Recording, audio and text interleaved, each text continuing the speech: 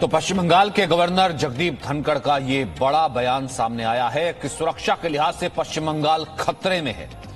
बंगाल में अलकायदा पांव फैला रहा है। बंगाल में पुलिस का राजनीतिकरण हो गया है। 2020 में अलकायदा के लिए काम करने के आरोप में कई लोग गिरफ्तार भी किए गए हैं। अब आपको सुनवाते हैं कि पश्चिम बंगाल के राज्यपाल जगदीप धनखड़ ने क्या कहा। सिक्योरिटी एनवायरनमेंट कितना खतरे में है ये सार्वजनिक है। अलकायदा ने पांव पसार लिए हैं। Illegal bomb making is rampant. Bombs की वजह से कितने लोग आहत हुए हैं। नियाटी का बॉम्ब ब्लास्ट कितना खतरनाक रहा है। हर सप्ताह मेरे पास खबर आती है कि इलीगल बॉम्ब एक्सप्लोजन की वजह से ये लोग मर गए। तो मैं जानना चाहता हूं कि इनका काम क्या है, ये कर क्या रहे हैं। तो इस बड़ी बहस पर हम बात करेंगे तमाम बड़े सवालों के साथ कि बंगाल चुनाव में क्या अलकायदा की एंट्री हो गई है, और गवर्नर कह रहे हैं तो इस बात में, इस रिपोर्ट में दम भी होगा क्योंकि खुद उन्होंने गृहमंत्री से मुलाकात की है। वहीं क्या इसके लिए ममता की तुष्टीकरण नीति जिम्मेदार है? बंगाल में घुसपैठ इस वजह से हुई है। वहीं तुष्टि से वोट की पुष्टि होगी क्या? क्योंकि पहले कहा गया कि अवैध घुसपैठ को रोका नहीं गया, उस कारण से क्या अलकायदा पैर फंसा रहा है और सोनार बंगला में आतंक का कायदा अब सामने आ रहा है। वहीं गवर्नर की रिपोर्ट पर क्या संग्राम हो रहा है, राजनीति हो रही है। हमारे साथ प्रोबीर विश्वास हैं जो कि टीएमसी के समर्थक हैं, हमारे साथ देश रतन निगम हैं, आरएसएस विचारक, हमारे साथ संजीव कौशिक हैं, राजनीतिक विश्लेषक, हमारे साथ प्रियंका टिब्रेवाल हैं जो कि पश्चिम बंगाल बीजेपी की नेता हैं। प्रियंका, मेरा सबसे पहला सवाल आपसे ही है, जब गवर्नर संवैधानिक पद पर रह करके इतनी बड़ी रिपोर्ट शेयर करे गृहमंत्री से, चुनाव तो बाद की बात है, सबसे पहले तो इसका मतलब मेन कंसर्न तो लोगों की सुरक्षा का है ना। अगर इतनी बड़ी रिपोर्ट है कि इतना खतरा है, अलकायदा पांव पसार रहा है, तो केंद्र सरकार क्या कर रही है? अगला कदम क्या होगा? देखिए, कदम क्या होना चाहिए तो केंद्र सरकार निश्चित करेगी, क्योंकि इस बारे में जो भी निर्णय लेना है, वो जो जिस पोस्ट पर गवर्नर बैठे हैं या जिस पोस्ट पर हमारे देश के राष्ट्रपति हैं, ये उनको निर्धारित करना है कि बंगाल किस तरह से सुरक्षित रह सके। लेकिन सबसे बड़ी बात यह है कि आज गवर्नर साहब ने जितनी भी बातें कही हैं, उनमें किसी बात में भी थोड़ा सा भी ऐसा नहीं है कि कुछ भी मिलावट है। 100% सच्चाई जो है वो उन्होंने बयान करी है।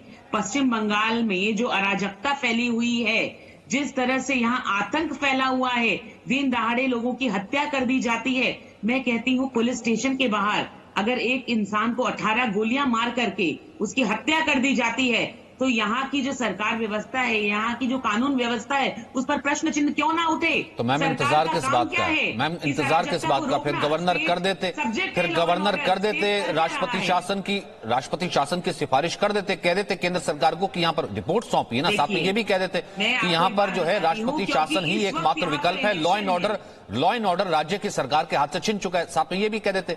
देखिए, मैं आपको कह देती हूँ, ये लोग तो ऐसे भी गवर्नर पर आरोप लगाते हैं कि वे किसी एक पार्टी के लिए काम कर रहे हैं। ये लोग पोस्ट की इज्जत नहीं करते, इंसान की इज्जत नहीं करते।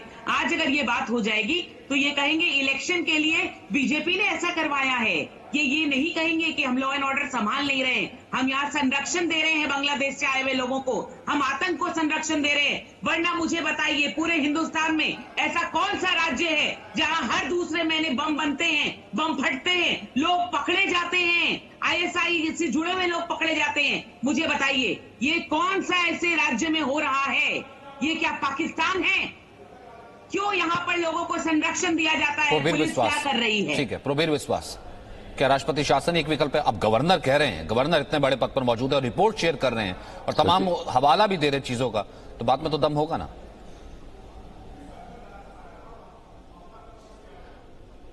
नहीं, दम तो है। गवर्नर जिस पार्टी से आए हुए हैं, मतलब जिस पार्टी वो करते थे, वो गवर्नर होने के बाद उस पार्टी का गुणगान करेंगे, उस पार्टी के लिए काम करेंगे, इसमें कोई प्रॉब्लम नहीं है। वो करे अपना काम। अगर वो चाहते हैं कि 355, 356 लागू करना है बंगाल में, तो करे शौक से। अगर उनके पास हिम्मत है पश्चिम बंगाल को ये दंगाई राज्य घोषणा करने के लिए, वो करे। इंसान जवाब देंगे। अब कुछ ही दिन में वोट आने वाले हैं। बोल रहे आप अलकायदा के बाद, अलकायदा से सुरक्षित देश को सुरक्षित करने का काम किसका है? अलकायदा है कहां के? भारतवर्ष के तो नहीं है, वो बाहर से आए हुए हैं।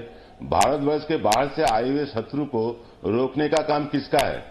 और ये तिब्रेवाल जी वो बोल यही रहे तो कह रहे हैं ना कि अगर रोकने का काम केंद्र सरकार का है तो फिर राष्ट्रपति शासन ही अगला विकल्प क्यों ना हो। वही तो मैंने प्रियंका से पूछा, प्रियंका ने कहा कि अगर वो कर देते राष्ट्रपति शासन की सिफारिश तो फिर प्रोबेबिलिटी क्या होते कि नहीं, यहाँ पर केंद्र सरकार ने राष्ट्रपति शासन इसलिए थोप दिया क्योंकि अगले साल में यानी कि इसी साल कुछ ही महीनों में चुनाव है। लेकिन सबसे बड़ी बात यह है ना प्रवीर, मुझे एक बात बताइए, जो पॉलिटिकल किलिंग की बात बीजेपी करती है कि 400 से ज्यादा पॉलिटिकल किलिंग हो गई, अलकायदा से जुड़े कुछ लोगों का यहाँ गिरफ्तारी तो हुई है, उसके बाद अवैध बांग्लादेशी जैसे उन्हें बसाया गया, अगर ये समस्याएं समय रहते काबू कर लिया होता तो शायद स्थिति ना आती। ये सब चीजें तो सामने ही है ना, वो तो रिपोर्ट रखते हैं, उन्होंने सामने कहा। भाई गवर्नर ने तो ये लॉ एंड ऑर्डर की रिपोर्ट सामने रखी ना कि देखिए पॉलिटिकल किलिंग्स रोज हो रही है, बम रोज बन रहे हैं। आपने 3 सवाल किए हैं। नहीं, आप तीन सवाल किए हैं। एक तो पॉलिटिकल किलिंग, दूसरा बांग्लादेश से घुसपैठी, तीसरा ये बॉम्बिंग वगैरह वगैरह आपका 355 356 के बात कही है।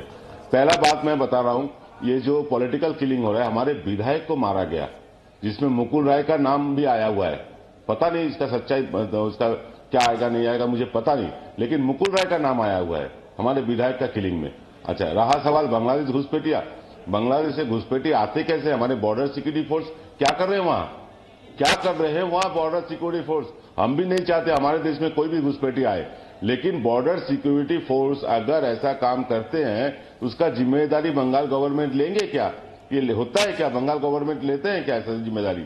और तीसरा सवाल आप जो बोल रहे हैं बॉम्बिंग वगैरह वगैरह, बंगाल में ये परंपरा है, इलेक्शन के पहले ये सब होता रहता है। आज से नहीं, 50 सालों से हो रहा है, लेकिन अभी तो थोड़ा बहुत कम हुआ है। ममता बनर्जी के राज में ये बहुत कम हो गया है।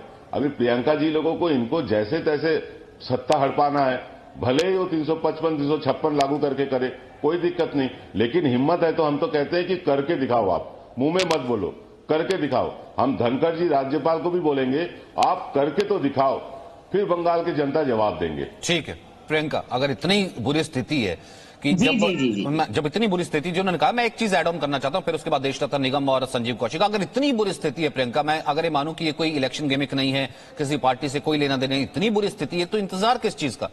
लगा दीजिए ना राष्ट्रपति शासन। जब वहां पर किसी कितनी बड़ी पार्टी के अध्यक्ष तक को सुरक्षा नहीं है, उनकी गाड़ी पर हमला हो जाता है, राष्ट्रपति शासन तो उस दिन लग देना चाहिए था। देखिए, अभी मैं आपकी दोनों बातों का प्रश्नों का जवाब दूंगी, लेकिन पहले मैं प्रवीर जी की जानकारी थोड़ी बढ़ा दूं। अभी इन्होंने बड़े शान से कहा कि बॉर्डर सिक्योरिटी फोर्स क्या कर रही है, क्यों नहीं वो उनको रोकती जो बाहर से आते हैं। मैं इसका जवाब देती हूँ पश्चिम बंगाल के लिए, ध्यान से सुनिए, उनकी जानकारी कम है।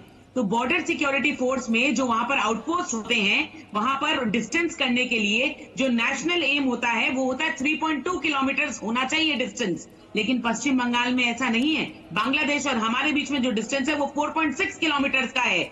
लेकिन ये कब संभव है? जब स्टेट गवर्नमेंट वहां पर लैंड एक्विजिशन करके देगी, तभी उस बॉर्डर आउटपोस्ट को आप बढ़ा सकते हैं। करंटली 204 बॉर्डर आउटपोस्ट है सिक्योरिटी, लेकिन होनी चाहिए 270।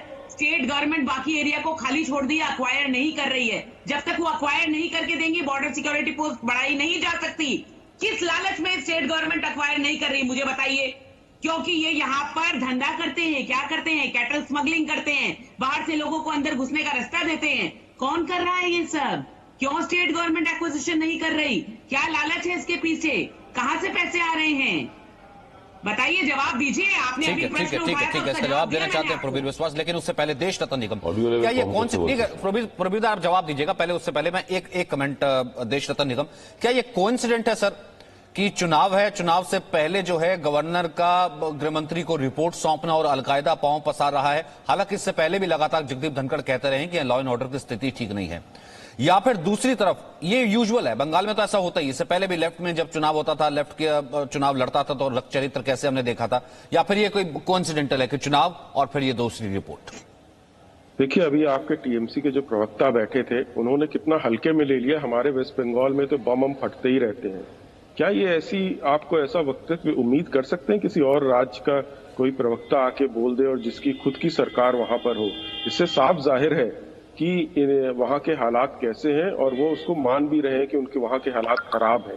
सरकार उनकी है, टीएमसी की जिम्मेदारी भी उनकी बनती है। और आपको ये भी याद होगा कि एनआईए ने सितंबर 2020 में अल-कायदा के और टेररिस्ट के खिलाफ केस दायर किया था, जो कि एंटी नेशनल एक्टिविटीज के लिए, टेररिस्ट अटैक्स के लिए उनके ऊपर गंभीर और संगीन आरोप लगे हुए हैं। तो हालात वहां ठीक नहीं है। हत्याएं आरएसएस कार्यकर्ताओं की और भाजपा के कार्यकर्ताओं की लगातार वहां होती रहती हैं। मार के टांग देते हैं और कहते हैं कि खुदकुशी कर ली। और आपको याद होगा कि वहां पंचायत इलेक्शन में नॉमिनेशन तक भरने की लोगों को फ्रीडम नहीं थी। वहां पर हाई कोर्ट को बोलना पड़ा कि नहीं, आप लोग ऑनलाइन भरिए। और बहुत सारे लोगों को वहां पर जब भरने नहीं दिया गया नैरेटिव का क्या कीजिएगा देश रत्न निगम साहब, जिस नैरेटिव को ममता बनर्जी कहती हैं कि ये तो खुद ही मरवा रहे हैं, या फिर नंबर 2 जब ये कहते हैं कि इलेक्शन आ गया तो देखिए मेरे ऊपर यहां पर राष्ट्रपति शासन थोप दिया, फिर विक्टिम हो जाएगा, उसको क्या कीजिएगा सर? फिर देखिए मैं बता रहा हूं, ये नई बात नहीं है। जगदीप धनखड़ जी इससे पहले भी केंद्र सरकार में आके होम मिनिस्टर से मिल चुके हैं और पहले भी इस चीज को उन्होंने डिस्कस किया हुआ है। लेकिन इस वक्त ये जो गेंद है, हमारी बॉल है, वो जनता के कोर्ट में है और जनता डिसाइड करेगी। तो देखिए, राजनीति के पैरामीटर्स थोड़े से अलग होते हैं। इस वक्त कोई स्टेप लेने से क्या होगा कि जैसा अभी प्रियंका जी ने भी बोला कि लोग कहेंगे कि लॉ एंड ऑर्डर के लिए नहीं, राजनीतिक खेल खेला जा रहा है। तो यहाँ जनता के पास बॉल पहुंच चुकी है और जनता ही फैसला करेगी अब कि टीएमसी को क्या माकूल जवाब देना है। दूसरा, मालदा का आपको याद होगा कि एमएलए वहां तक, टीएमसी का एमएलए जिसके घर में बम फैक्ट्री थी और वहां बम विस्फोट हुआ तो बहुत लोग मारे गए थे। तो इस तरह का देखिए संरक्षण है, ध्रुवीकरण किया जा रहा है, तुष्टीकरण किया जा रहा है। आपको पूजा में विसर्जन मना कर देते हैं हिंदुओं के, सरस्वती पूजा मना कर दी जाती है, हाई कोर्ट को संज्ञान लेना पड़ता है और वो ऑर्डर करता है। तो वहां के हालात देखिए बहुत बुरे हैं और वो जनता मेरे हिसाब से बहुत ही माकूल और सही जवाब देगी। मतलब इसका मतलब ये हुआ कि प्रवीण विश्वास, मैं आपके पास आऊंगा। संजीव कौशिक, आपका एक कमेंट कि क्या ये चुनाव इस बार law and order anarchy versus good governance होने जा रहा है कि वहां पर एक पार्टी का अध्यक्ष आता है, वो सुरक्षित नहीं है तो आम आदमी कैसे सुरक्षित होगा? अलकायदा पांव पसार रहा है और बाहरी लोगों को, या फिर यूं कहें कि घुसपैठ की एंट्री हो गई, इस कारण से आम लोग सुरक्षित नहीं है। क्या ये पूरा चुनाव इस पर बेस होने जा रहा है अगर ममता बनर्जी ये कहती है कि ये चुनाव बाहरी वर्सेस इंटरनल होगा? संजीव कौशिक, आपका कमेंट, फिर उसके बाद प्रवीण आपके पास आऊंगा।